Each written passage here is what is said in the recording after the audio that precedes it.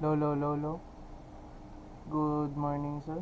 My name is Tacoban John Paul, BSIT 3G. So let's start with the assessment number one. Number one, why is form handling and validation important in web development, particularly in terms of data integrity and security? Form handling and validation are critical components of web development, serving as the first offline defense in ensuring data integrity and security. In an era where online interaction are ubiquitous, the collection and processing of the user input forms have become integral to numerous applications from e-commerce platforms to social networks. Number 2, what are some key Laravel features that help prevent security vulnerabilities such as SQL injection and cross-site requests, forgery, CSRF when handling form data? Laravel, a popular PHP framework, is widely recognized for its robust security features that mitigate various vulnerabilities in web applications.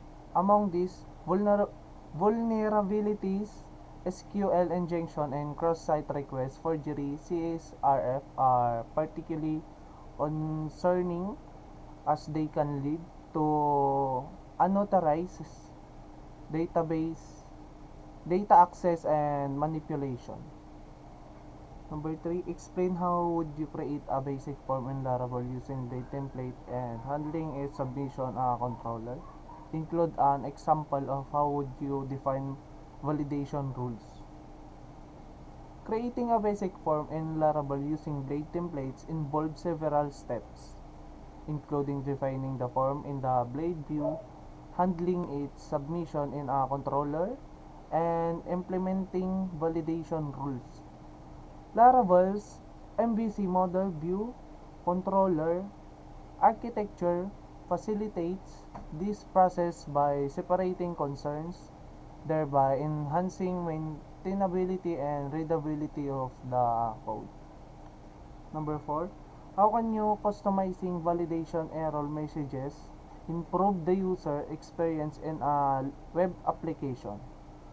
Provide an example of how would you customize and display validation error messages in a blade template.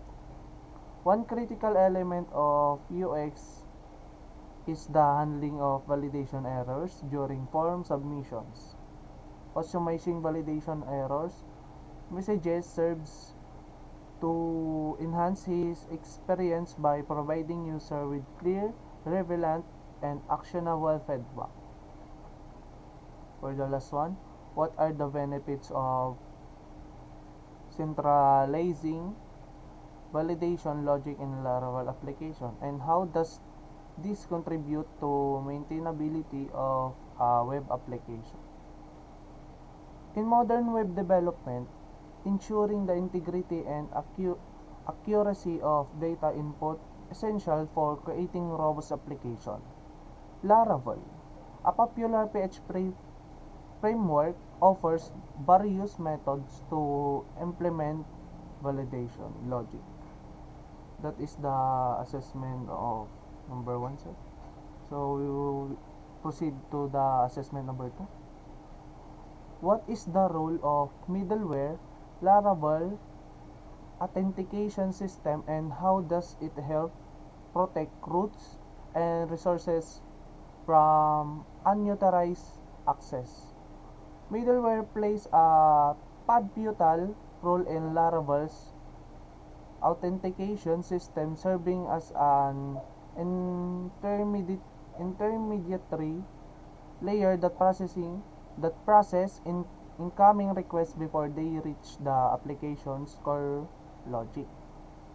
In the context of authentication, middleware facilities facilitates the enforcement of security measures by ensuring that only authorized users can access specific routes and resources. Number 2. How does Laravel built-in authentication system handle user registration and login, including the management of season tokens and the validation of input data? Laravel, a popular PHP framework, provides a robust built-in authentication system that simplifies the processing of user registration and login.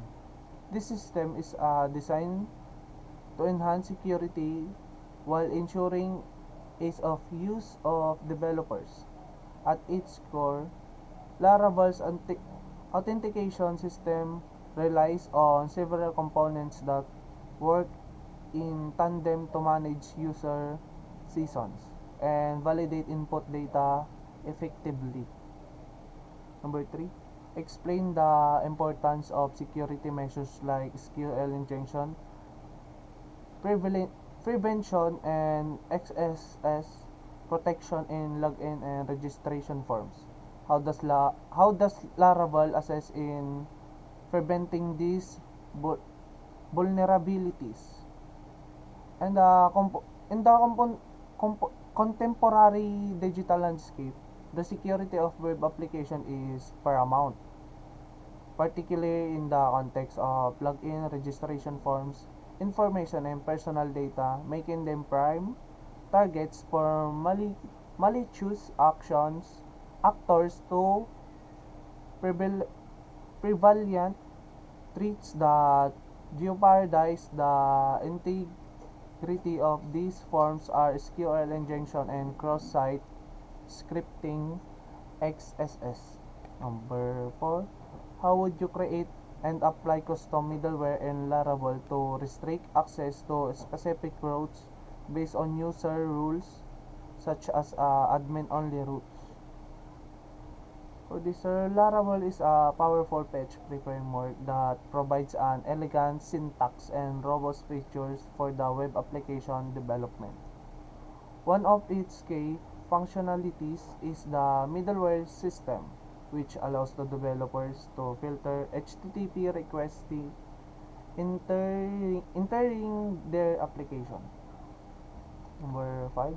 In terms of scalability, how can Laravel's authentication system be adapted to handle a growing number of users and requests? Give example like season management or token-based authentication. Scalability is a critical consideration in the development of web application, particularly when dealing with an increasing number of users and requests. Laravel, a popular PHP framework, offers robust authentication mechanism that can be adapted to accommodate growth. So let's start with the assessment number 3.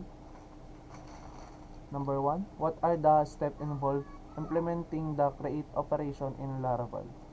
And how do you blade views and form handling plays a role in this process? Implementing the create operation in Laravel, a popular PHP framework, involves several key steps that ensure efficient data management and user interaction. The create of operation typically entails defining routes, creating controllers, setting up models, and designing blade views for user interaction. Each of these components plays a significant role in facilitating seamless data entry experience. Number 2. Explain the importance of data validation and sanitation in CRUD operation. How does Laravel ensure security when handling user input during this operation? Data validation and sanitation are critical components in the realm of CRUD. Create, read, update, delete. Operation, particularly in web application development. Validation refers to the checking of incoming data against predefined rules to ascertain its correctness and appropriateness for the intended operation. Number 3. Describe how you would implement the read operation in Laravel to retrieve and display form the database using both a controller method and blade view. Laravel framework implementing a read operation to retrieve and display data from a database involves several systematic steps. The fundamental components is the process include a controller methods that interacts with the database and a blade view that presents the retrieved data to users. Number 4. What is purpose of the update operation in Laravel and how would you handle form submission to modify existing data entries in the database? The update operation in Laravel serves a fundamental role and framework functionality, particularly concerning data management within application. Laravel, as a robust PHP framework, provides development with an elegant syntax that simplifies the process of interacting with database. Number 5. How can you ensure that the delete operation in Laravel is secure and prevents accidental of authentic authorized data removal? What role does validation play in this process?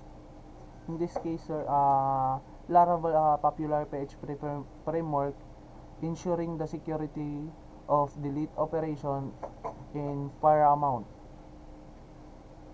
The potential of accidental or authorized data removal poses significant risk to data integrity and user trust.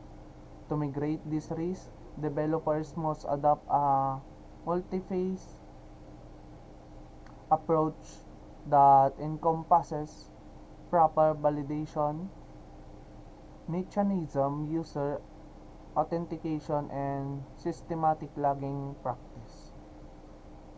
For the last one, assessment number 4. Number 1. What is the purpose of Google reCAPTCHA and how does enhance the security of web application when integrated with forms? Google reCAPTCHA serves a critical role in enhancing the security of web application by acting a barrier against automate bots that can compromise online forms. The primary purpose of reCAPTCHA is to differentiate between human user and automate system, which are often developed, which are often deployed to malicious purposes such as spamming data, scraping, and other forms of cyber attacks. Number 2, describe the process of obtaining the registering reCAPTCHA site and secret keys from Google. Why is it important to update the domain when moving from localhost to production environment? The process of obtaining and registering reCAPTCHA site secret keys from Google is a fundamental step for web developers aiming to enhance their application security. reCAPTCHA serves as a defense mechanism against bots and automate abuse, ensuring that the only legitimate users can access certain functionalities on website. Number 3, how would you integrate reCAPTCHA into a Ralaver form? Outline the steps from installing the necessary package to adding the reCAPTCHA field in the form. Integrating reCAPTCHA into a Laravel form is a critical step in enhancing the security of web application. reCAPTCHA developed by Google serves as a defense mechanism against automate bots and spam submissions. The process of integrating this tool requires several systematic steps, beginning with the installation of necessary packages and culminating in the incorporation of the reCAPTCHA field within the form itself. Explain how would validate reCAPTCHA responses in Laravel. What role do the reCAPTCHA secret keys play in this validation process?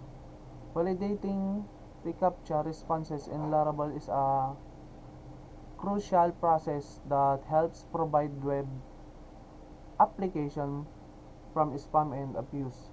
reCAPTCHA, developed by Google, is a effectively tool that distinguishes between human user and automate bots.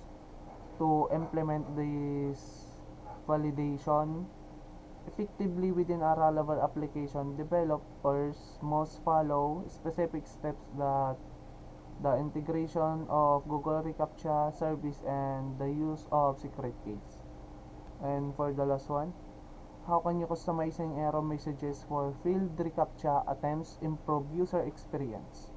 Provide an example of how would you handle reCAPTCHA and errors in a Laravel controller.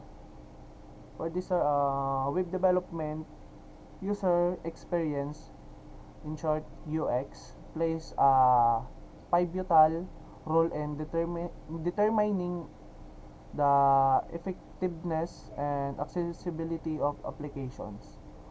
One often overlooked aspect of UX is how error messages are communicate to user, particularly in the context of reCAPTCHA system like CAPTCHA.